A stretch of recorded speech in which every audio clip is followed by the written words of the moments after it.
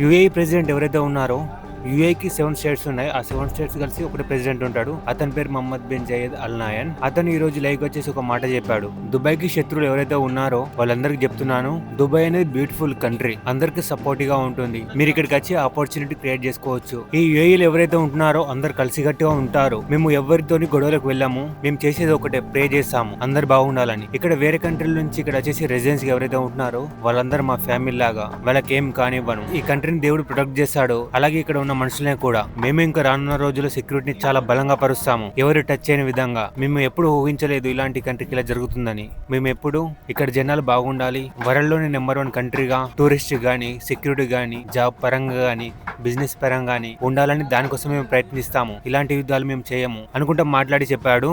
And ఇక్కడ drones attack జరిగినప్పుడు దెబ్బలు కూడా తగిలాయి. సో వాళ్ళ అందరి దగ్గరికి వెళ్ళి హాస్పిటల్కి వెళ్ళి మాట్లాడాడు. ఒకసారి ఫోటోజ్ మీరు చూడండి. الحمد لله على السلامة. غدا الشر إن شاء الله.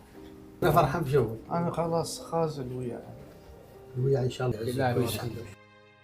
تمنوا فينا وعظم رقبة. أبدا لا تشلوا. సో దీంట్లో ఇండియన్స్ ఉన్నారు, ఆఫ్రికన్స్ ఉన్నారు, ఈజిప్షియన్ ఉన్నారు. వాళ్ళందరికైతే గాయాలు జరిగినాయి ఆ డ్రోన్ అటాక్ చేయడం వల్ల. సో వాళ్ళందరి దగ్గరికి వెళ్ళి ప్రేమతో కలిసి మాట్లాడాడు.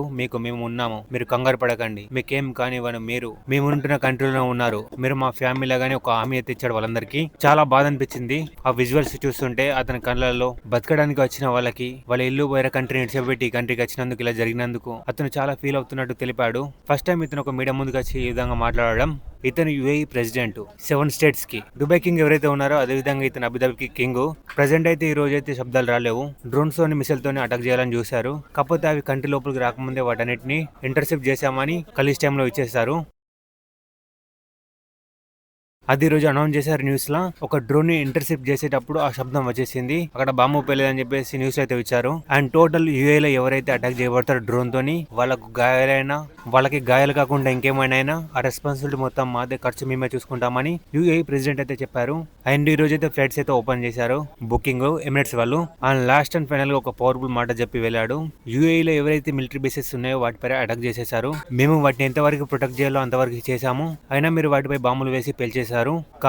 కానీ మీరు మా ఇన్ఫ్రాస్ట్రక్చర్ పైన, ఇక్కడ ఉంటున్న మనుషుల పైన బాంబులు వేయాలని చూస్తే ప్రతి మనిషికి ఒక ఓపికనే ఉంటుంది. ఆ ఓపిక లాస్ట్ స్టేజ్ వెళ్లే వరకు చూడకండి. మేము ఇలాంటి యుద్ధాలు ఎప్పుడు పాల్గొనలేదు, మాకు అవసరం కూడా లేదు. మా గోల్, మా విజన్ ఒకటే, ప్రపంచంలోనే నెంబర్ 1 గా ఉండాలి. మేము దానిపైన పనిచేస్తాము. మేము దాన్ని ఇన్స్పిరేషన్ గా తీసుకొని ముందుకెళ్తాం. మా ఓపిక నశించే వరకు మీరు చూడకూడదు అనుకుంటూ ఒక వార్నింగ్ టైప్ అయితే ఇండైరెక్ట్ గా ఎవరైతే అటాక్ చేస్తున్నారో వాళ్ళకైతే చెప్పాడు. మీకైనా నాకైనా ప్రతి ఒక్కరికి ఒక ఓపిక అయితే ఉంటుంది. మనం ఒక తప్పు చేశామంటే ఎవరైనా నిందిస్తే దానికి ఒక అర్థం ఉంటుంది. ఏమి తెలియని గొడవలు అంటే కాలు ముందుకు దువ్వని ఒక కంట్రీ పైన ఇలా బాంబులు వేయడం ఇది అన్యాయం. అండ్ చాలా మంది కామెంట్స్ పెట్టారు మొన్నటి వీడియోకి. నేను మొన్న బాగున్నానని చెప్పాను ఒక వీడియోలో. ఈ రోజు అయితే ఏం అటాక్స్ లేవు, బాగున్నా మేమందరం అని చెప్పేసి ఒక వీడియో పెట్టాను. నెక్స్ట్ డే ఇంకో వీడియో పెట్టాను. దాంట్లో చెప్పాను ఈ రోజు 3 శబ్దాలు వినబడ్డాయి, ఇక్కడ పక్కన అటాక్ జరిగిందని చెప్పాను. ఏంటన్నా నిన్న బాగుందని చెప్పావు, ఈ రోజు ఇలా అయింది అనుకుంటూ కామెంట్స్ పెట్టారు. అంటే సిల్లీగా నవ్వుతూ. మీ అందరికీ కూడా చెప్పాలి అనుకుంటున్నాను ఎవరైతే బ్యాడ్ గా కామెంట్ పెట్టారో. మనం ఇండియాలో ఒక నార్మల్ కంట్రీలో ఉన్నప్పుడు ఒక గంట తర్వాత ఏమవుతుందో తెలియదు. ఇంకా రేపటి గురించి మనం ఆలోచించిన అవసరం లేదు.